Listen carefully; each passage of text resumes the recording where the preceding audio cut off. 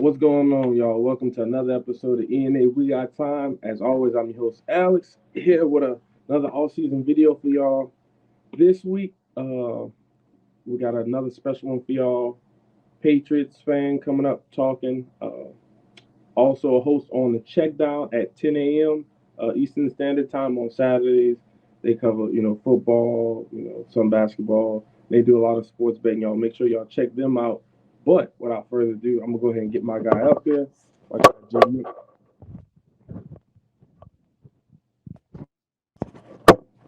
Yo, what's up, J Mick? Oh, not much, man. Just another Saturday in the books, pretty much. Happy to have you on. You know what I'm saying? Get some Patriots talk going on. You know what I'm saying? Real quick, just go ahead and introduce yourself to the people. Let them know where they could, and how did you get started. What you got going on over there at the check down. Yeah, so pretty much. You can find me on Twitter at jmick. I'm also on YouTube at the same name, jmick. On Instagram at jmick as well. Pretty much I'm across platforms at jmick, pretty much. So we've been doing the check down. It's me, Smitty, and Kick have been doing the check down since the middle of the football season. It was our first season doing it. I think we started around mid-October, late October. So we do it every Saturday, 10 a.m. during the season. In the off season, we try to do it every week, but obviously we didn't do it this week because there's not a lot going on. But we'll be having the show next week, and we'll be focused on the combine because the combine starts this upcoming week.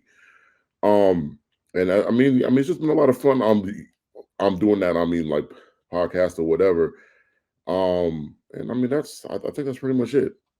Hell yeah. All right. Well, look, let's just go ahead and get started. You know what I'm saying? You hit a feel everybody on the Patriots. Just real quick, tell us how the fandom start for you.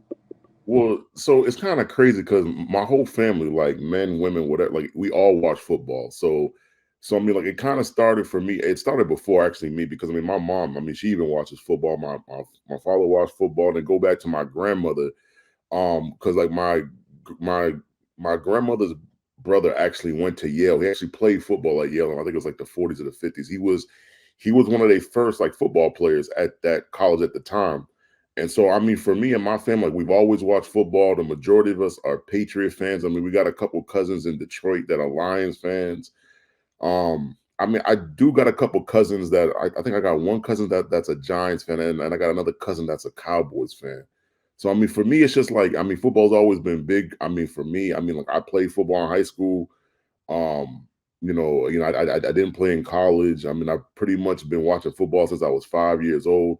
So it's just been it's been a constant thing. Like my mom's a Patriots fan, brother's a Patriots fan, I'm a Patriot fan. Like, so it's just been, that's how the fandom started. Luckily I became a fan after '86 because that's when we lost our first Super Bowl to the Bears. So I didn't have to witness that. So like that was pretty good for me at least. Well, all right. Well, being as though you say, after '86, so you got to see a lot of success. You know what I'm saying? A lot of championships, a lot of playoff runs. This year, as far as I know, this is probably one of y'all more down years. Could you just give us your thoughts on the season, pretty much as a whole, and then we'll kind of break down a little bit into the season. It's funny because like as a whole, going into the season, I didn't expect us to get to the playoffs. I didn't have that expectation. A lot of Patriot fans that I talked to, they thought we were going to win 10 games again, and I didn't see the roster that way. Like I didn't love what we had at wide receiver. I didn't love what we had, in terms of quarterback at like Mac Jones or Bailey Zappi. What I was holding my I guess get my arm on with the team was the defense. And the defense is, people that follow football know the defense has been really good over the last 10, 15, 20 years. We've literally had a top 10 defense every year during I think Bill Belichick's tenure. I think there might have been 1 or 2 years where we didn't. So I was hanging my hat on the defense, kind of pushing us to about, I had the floor at 6, ceiling at 8. I think I Um, say that prior to the season, like yeah, like 68. Yeah, I remember that. yeah, so that's just where I was at. I'm a pretty non-biased football fan when it comes to watching my team or whatever. So I knew, like I didn't have high expectations. And I mean, we were getting a new OC and Bill O'Brien as well. So I thought the offense would have been better than the previous year, because the previous year's OC was, I mean, Matt Patricia, and I've never been a fan of Matt Patricia, whether he's on offense or defense. Thought it was going to be a better year for those boys, and it just did not turn out that way. Okay, and now that you mentioned it, the next thing on the list is we gotta get into it. The QB carousel, Yep. the Bailey Zappi, the Mac Jones, the Bailey Zappi, like, and we're gonna get into what it meant for like the season as a whole, but just of them two as quarterbacks and the interchanging. What'd you think about all that? That had to be like kind of crazy to watch. I mean, just to go back a little bit, when we drafted him in the 2021 draft, I didn't want Mac Jones in the first place. Okay, And I'm one of the few fans that, well, not a few. I mean, there's a lot of us that didn't want Mac Jones. I wanted Justin Fields. And if you replay the tape going into the draft, I mean, also there were 5 major quarterbacks in that draft, and we were at 15. And then, it got to 10 and Justin was still there. And that's when that's who I actually wanted, because I thought that's the only quarterback that we'd have a chance at, because I knew we weren't getting Trevor Lawrence. I never wanted Zach Wilson. Trey Lance didn't have an experience for me, so I didn't want him either. So I pretty much knew it was going to be between Justin Fields and Mac Jones. And then the Bears traded up in front of us and got Justin Fields, and I was disappointed. But at that point, the previous year, like we had Cam, and I've always liked Cam. I mean, even though I'm not a Florida fan or like an Auburn fan, like I enjoyed how he played the game in college and like the NFL, and he did what he could. So we had to draft a quarterback. That's bottom line, and so that's what they did. And for me, Mac had an okay first year. Like we were heavy, we were really run dependent, in terms of the offense. So for him, it was more like a play action game, which is cool. And I mean, he had a good season. Hey Nick, real quick, was that the year y'all had like a really really cold game and he only threw the ball like it was less than 10 times or something? Yeah, that was the game in Buffalo where it was like wind gusts at like 40 miles an hour. It was a Monday Night Football game, and it's the game he only threw the ball 3 times. Yeah. Okay. Yeah. I was like, man, I know there was a game where I was like, you see, this is why they shouldn't have drafted him. If you aren't gonna let him throw the ball that few times, then what was the point? But okay. Yeah. But I mean, yeah, I mean that's just a little history of it, and then like going into the season, so what I tend to do with all these games is, I mean, I go ahead and I watch all 22s, and I mean all that, and I noticed under Matt Patricia that Mac Jones wasn't processing the field that well, and going into the draft, he was supposed to be a good processor. He was supposed to be smart and make the right decisions, and I kind of seen that in the previous year.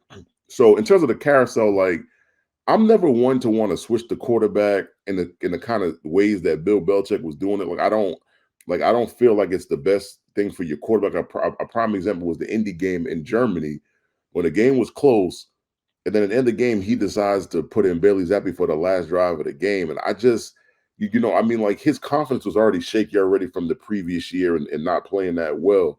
So I'm not a fan of just doing it like that. But like, if you're going to make a move at quarterback, like, say mid-season, 5-6 games in the season or whatever, you should just make the move and stick with the guy that you're making the move with. Like, you shouldn't be trying to play one guy and then you switching with another guy. You keep doing that game to game to game, because I don't think it gives your quarterbacks any kind of confidence, whether it's the backup or the starter. So I didn't necessarily agree with it.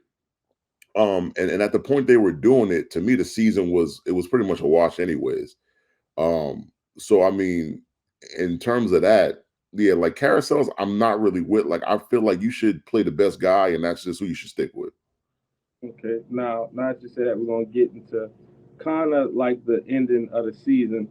What were like the reason why it's labeled lowlights and playoffs? It's like what were the lowlights and what was the you obviously say six to 8 games, but what was the game where you were like, I know I said we wasn't making playoffs, but this right here solidified we got no shot. Well, I knew we didn't have any shot. I think it was week 4. It was the Cowboys game. The funny thing was, I was in Dallas at the game. Very nice people in terms of the Cowboys fans at the stadium. I mean, I really can't complain about them. The stadium real nice. So I mean, me and my friends was at the game. He's watching the game. He's in Dallas for the weekend. And when Mac Jones threw the first pick 6, and I seen it live and in person, I was like, yeah, this season is cooked. Like we're cooked. Like with this guy giving, giving up the ball the way he was. Because I mean, the first game against the Eagles, he wasn't really doing that. Like I think he had one pick six, but it was early in the game, and it wasn't a bad one. It was raining, it got tipped or whatever. So I mean, picks like that you can accept.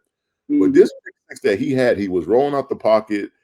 He had no business throwing it to Bland. I believe it was, Bland. He threw it right to Bland. Bland literally walked in the end zone. I was like, yeah. I mean, this season is cooked, and it's bad. It's bad when you can say that in week 4, but I mean, it was. I wasn't wrong about it, and the season was cooked.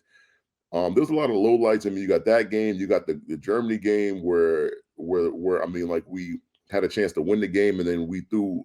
I think Mac Jones threw the worst pick I saw him throw all season at the 2-yard line. So, I mean, there's a couple lowlights in the season, and yeah, like that's when I knew the season was cooked and we weren't going to do anything. Okay. Real quick before we get into the future, were there any bright spots, any things that you took away? Like, okay, this guy maybe like the corner y'all drafted. I heard he was. I saw a little bit of film on him. He looked like he was going to be pretty solid before he got hurt. Uh, anybody else you want to point out? I can't think of his name though. The corner. Yeah, it's Christian Gonzalez. Okay. Yeah. Um, Yeah. I mean, Christian, yeah, I mean, like Christian, the funny thing is going into the draft, I wanted Christian. It was either him or Witherspoon. Like those are the only corners I really wanted. And obviously we weren't getting Witherspoon because he went 5th overall.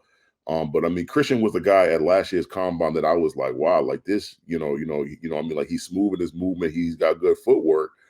And then he showed that in the preseason games as well. And then going into the season, week 1, I mean, they put him on AJ and Smitty, and I mean, he did a really good job on those guys. And then Tyreek Hill week 2, and he did a really good job on him. And until he got hurt in that Dallas game, I mean, he was covering CD, and CD really didn't do that much. So I mean, for a rookie to be able to guard number 1 wide receivers, within his first 3-4 games of his career, and I mean, have the success that he had. I mean, I was definitely happy with that. I mean, I was obviously not happy that he got hurt in that Cowboys game or whatever. He was out for the rest of the season. Um, but another guy that that was a rookie that I was impressed with was, I mean, like Keon. So I mean, Keon, we got out of, I think he went to, James. I think he went to James Madison, but I mean, he's like a DN. Okay. Keon White, and I mean, he showed a lot of promise in the preseason. And with Judon also getting hurt in that Cowboys game, I mean, he had to play a lot more snaps than we thought he was going to play. So I'm looking forward to him next year as well. I mean, like he got a couple sacks on the season, and and he made an impact. Other players I was surprised by, like, so I mean, we signed Zeke in the summer. I Mhm. didn't think Zeke had that much left, but I mean, like when Mondre went down, I mean, Zeke was able to step in, and I mean, like Zeke, I mean, he doesn't have the burst that he had, coming out of Ohio State, but he was still pretty good for us. And then the last guy was Demario Douglas, who we got out of Liberty. He's literally the best wide receiver that we have on the roster. I mean, he was constantly getting open. He's pretty much unguardable in the slot. So I look forward to what he's going to be able to do in year 2 as well. So Okay. Now speaking of, I know you mentioned a couple guys that were either first, second year players or Zeke. Is there any resigns? Anybody that might be up for free agency that y'all want to resign? I'm hearing about an offensive lineman y'all got possibly that may leave in free agency. Just go ahead and tell me a little bit about the free agents y'all got if you want any of them back. yeah, so for me, I'll start the tight end position. The tight end free agency market is not that great. The tight end in the draft, like there's maybe about 2 or 3 really good tight ends in the draft, and that's it. So, I mean, we have 2 tight ends that are free agents. We have Hunter Henry, and then we have Mike Gesicki. Mike Gesicki, we could just let go. I mean, I don't really have too much usage out of him. I mean, we could just draft the guy later in the draft.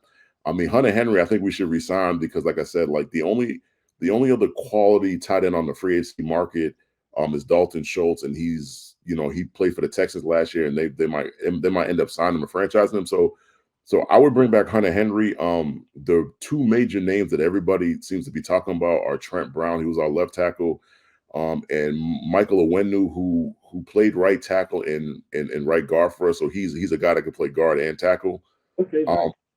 Trent Brown, I mean, I just don't think. I mean, I think he wants to play for a contender, and we're not going to be contending next year. Mhm. So I'm okay with letting him go. I would definitely bring back Michael Owenu, because Michael Owenu is only like he's like 25 or 26. Okay, Um, young. yeah, so I mean he's on the younger side. Like I said, he's able to play guard and tackle. I would definitely bring him back. I mean also our third tight end Farrell Brown, who was actually really good in the run game blocking. He had a few catches. I would also bring him back as well. I think that's and I mean Kyle Duggar. I mean Kyle Duggar's a free agent too. He's going into his second contract. So I mean, I think we drafted him when he was 23, 24. So he's an older free agent. But I would still like to bring him back. I mean, he's a really good strong safety. He's obviously not the best strong safety in the league. But I would definitely want to bring him back as like as long as his contract is not too crazy. But I think those are the major guys that I would bring back. Okay, well, look, let's go ahead and get into what everybody I think is probably talking about in your fan base. Talk about the draft. Give me like three positions of need, and give me like two players you really like. You know what I'm saying? Just so people could start getting familiar with them. Three positions in need. Obviously, for first position in need for me is a quarterback. Like I said, I'm not a Mac Jones or I'm not a Billy Zappi guy. And I think they need to draft a quarterback, like regardless if it's with the third overall pick or you draft a guy in the second and third round. Like they have to draft a guy. The guys that I'm looking at, Mhm. I mean, if you get Caleb, obviously you would get Caleb because he's considered the consensus number one, quarterback in the draft. To do that, they'd have to trade up, and we don't have a lot of draft capital. And with your team having a lot of holes on offense, you kind of need that capital. So if you're not going to draft him, my second guy would be Jaden Daniels. Like I've looked at a lot of his tape, and I've looked at a lot of Drake May's tape. And my preference is just Jaden Daniels. Like Jaden Daniels makes a lot of explosive plays. I mean, he's got the ability to get off the pocket, and I mean, make plays. I mean, like out of structure, and as well if he has to run, I mean, he's capable of doing that as well. So I kind of do like him. If you don't draft the quarterback in the first round, what I would say is take a look at a guy like Spencer Rattler. Like Spencer Rattler played in the Senior Bowl. He had a really good Senior Bowl. He was pretty much the consensus best quarterback after the Senior Bowl. Um, and then I guess, I mean, if you're looking for like like if you're digging in the crates for like I guess a third option at quarterback, if you're going to draft them later, like around the fourth or fifth round, you could take the kid out of Florida State. Cannot remember his name off the top of my head. Uh, Um, I just forgot his name, but yeah, I mean, like he got hurt. His team was like 10-0, and then I think he broke his leg or something like that. yeah. Um, yeah, so I mean, he's a guy that you might want to look at if you don't want to take any quarterbacks early. Um, Second position of need to me would be wide receiver. They like I said earlier, Demario Douglas is locked in, I think, as the slot guy for us. But Juju, I never really was a fan of signing him in the first place, and I just think that you need to kind of restock your whole wide receiver room. It's a good Uh, draft. I'll say what? It's a good draft to do it too. Oh yeah, yeah. I mean it's jam packed. So if I had my way, I would draft Jaden Daniels at 3, and then obviously we wouldn't have another draft pick to the second round. And then like the kind of guys that I'm looking at in the second round would be guys like Troy. If Troy Franken out of Oregon was there, I would look at him because he's a speed guy. If he's not there, I would start taking looks at guys like Brendan Rice, who The Giants. He comes to the Giants. who Brendan Rice. I like him a lot. I hope you're gonna take him in the second round because, like, the way it's trending, We that's got where it's about to go. It's like he's had a third round grade to about the Senior Bowl, and the same if he has a good combine, if he runs the 40 fast enough, he's gonna be a second round pick. we got 2 seconds. We're gonna get him. We're gonna get him. But but our second round before yours, so I'm just saying. He's one of the guys I would look at in the second round. Like another guy, I don't, like I mean, like so at Texas you got 2 wide receivers. So I mean, like you have the Donnie Mitchell, and Mhm. then I can't remember the other guy's name. So I mean, you have those 2 guys. Uh, Worthy? and say what? Is it Xavier Oh, Worthy? yeah, Worthy. Yeah, so you have those 2 guys. So I wouldn't mind taking Worthy over Mitchell. I mean, I'm a Georgia fan, so I've seen a lot of Mitchell, and Mitchell has a tendency to sometimes drop the easy passes, and I mean, like he makes the incredible passes or whatever. Mhm. Um, catches. So those guys, and then if we're looking third round, like I think you can look at a guy named like Tez Walker. Tez Walker didn't have a great Senior Bowl, but he's got a chance to redeem himself at the combine and his pro day.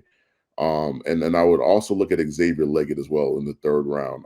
I mean, those are guys that I wouldn't take in the second round, but I look at in the third round. Okay. Um, and then lastly would be tackle. I mean, we have two free agents, like that are tackles, Trent Brown and I mean Michael Onwenu. Hmm. I mean, so I said, like I said, we're gonna let go of probably Trent Brown. He's not coming back. So, and I mean, hopefully the franchise assign Michael Wendell, so that still leaves a spot at tackle. The guy I'm looking at, I think the guy I'm looking at is coming out of Houston. I think it's Patrick Paul. I think he's like 6'6". I mean, over 300 pounds. I mean, he's got all the measurables. And that's a guy I would like to take either in the second or the third round, depending on how the draft goes. Because like I said, like if the wide receivers that I want to take in the second aren't there, then I would consider taking Patrick Paul possibly in the second round. Another guy I'm looking at is Jordan Morgan out of Arizona. So I mean, like those are the primarily two guys. And I mean, if we were to take a tackle, not in the second, but in the third, then I would look at the kid out of Yale. I think his name is Kyron. So I would look at him too. So I mean, those are like the three tackle prospects that I wouldn't mind taking. And I mean, obviously, if we were to take a tackle in the first round, I mean, you're talking about Joe All or and Fashanu, but I don't really want to take a tackle in the first round. So I mean, that's why I didn't say those names. Okay. Cool. Cool. Cool. All right. Well, next year, what's the expectations? I know you got a, you know, new coaching staff, so you got to get accustomed to them and see how they coach and how the players are receptive to them. But just overall, what are you looking for next year? I mean, what I'm looking for is the offense to be more functional. I mean, the offense, we had one of the worst offenses in the league. And I mean, whether it's Mac Jones being the quarterback or Jaden Daniels or Drake May or Caleb, whoever the quarterback is, or we sign a veteran quarterback and let the rookie sit, I'm looking for the offense not to be dead last in red zone efficiency. I'm looking for them not to be in the bottom third and third down conversions, like things like that. Like I'm looking for them to be able to stay on the field so that the defense doesn't have to be on the field all the time like they were in the previous year. I mean, now from a win total perspective, I mean, we won 4 games in 2023. So going into the 2024 season, it's kind of hard for me to say because it really depends on what they do in free agency and the draft. But if I had to give a total, I'm looking for this team to at least to at least win 6 games. I mean, 6 games should be fair. They won 4 last year with a completely dysfunctional offense. The defense was still, I believe, the defense was second against the run, and I think we were like 12 or 13 against the pass. So I expect the defense to still be good. I just need the offense to make a jump, and if they make a jump, then we should have no problems winning 6 games. Hell yeah. Hey, look, I like it. You know what I'm saying? Definitely want to see what y'all got playing for the draft, the new coach, former player of the Patriots, correct? Yeah, Gerard Mayo. I mean, the funny thing about Gerard Mayo was that's the last player that we drafted in the top 10 of the draft. Like, and so now he's a coach. So it's literally been that long since we've had a top 10 pick. So I mean, I do feel good about Gerard Mayo. I mean, he coached under Bill Belichick. And, I mean, like one of Bill Belichick's sons, who coached the safeties, is still here. So I mean, I mean, for what he's been saying in the press conferences, I mean, it all sounds good, but we're not really gonna know till we get to the training camps and the OTAs and all that. As far as the defense goes, like I like our defensive coaches and our offensive coach came from Cleveland. So I anticipate that we're going to be running the ball more and we're going to be using play action more. So I just got to see how the offense looks. Hell yeah, hell yeah. Well, J Mick, look, I appreciate your time. You know what I'm saying? Definitely gonna be chopping it up with you. Maybe get you back on for preseason or something like that. Just do Cool. it. See how y'all doing over there in New England, man. You know what I'm saying? Appreciate you for real. Yeah. And I appreciate it, man. Any last words you want to say before we head out? I mean, last thing is next week we doing a show on the Checkdown at 10 a.m. I mean, like the combine would have had a couple of days of the combine, so we're gonna go over what we've seen from the combine. So I mean, if you want to check out a football show with a couple serious takes and a couple of laughs, check us out on the Checkdown on YouTube. Hell yeah, hell yeah. Well, Jay, Mick, we about to get up out of here. Appreciate you for your time, man. All right, thanks. There you have it, guys. As always, I'm your host, Alex. This is ENA We Got Time, and I'm out. Peace. Drop it off at your Pittsburgh.